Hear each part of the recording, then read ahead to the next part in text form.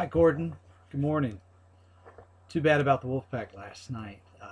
They did better than we predicted this year, so I guess, it was a good year. So we'll have to focus on football and getting excited about that season and maybe a little baseball.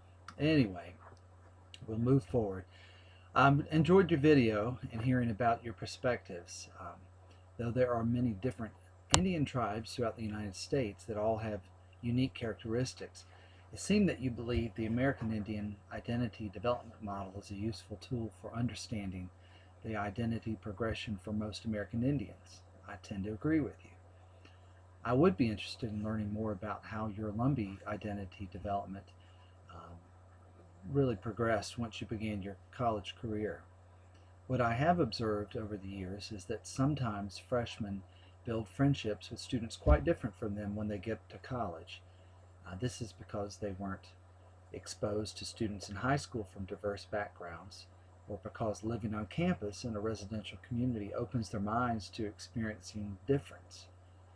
With this newfound exposure to difference sometimes comes a desire to connect deeper with one's heritage and ethnicity. In looking at that first stage of the American Indian identity model, where people, or students in our case, have a knowledge of language and traditions, I have seen students want to explore their heritage when perhaps they did not value it as much prior to coming to college.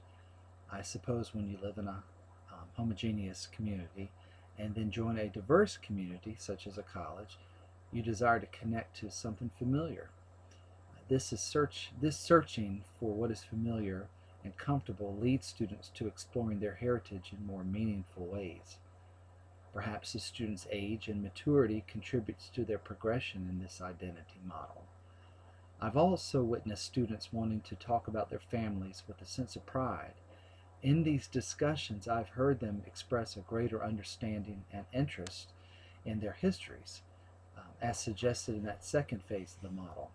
Although I can't personally say that I have recognized a student reaching the highest levels of development, I do believe I have seen them blend their own views and values as an American Indian with worldviews, or perhaps their views similar to the campus community.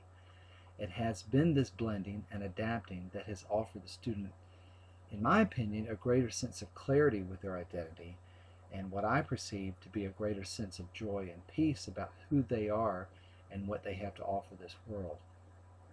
Anyway, I look forward to talking with you more about this on Monday. Have a great weekend, and I'll see you then.